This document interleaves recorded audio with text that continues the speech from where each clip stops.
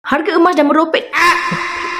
Harga emas dah meroket sehingga RM511 hari ini tuan-puan. Masya Allah. Maka terjawablah semua berita yang mana menyatakan tahun 2025 harga boleh jejak sampai 500.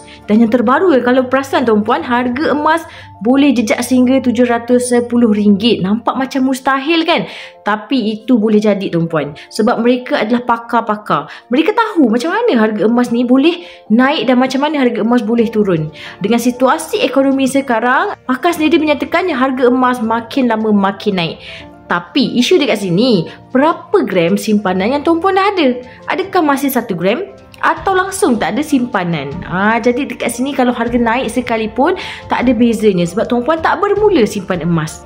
Sekarang di Public Gold, kita boleh menabung emas serendah RM100. Jadi tak kira lah berapa harga emas sekalipun, tuan-puan boleh beli ikut bajet. Contoh tuan-puan ada bajet RM100, boleh beli RM100. Ada bajet RM200, boleh beli RM200.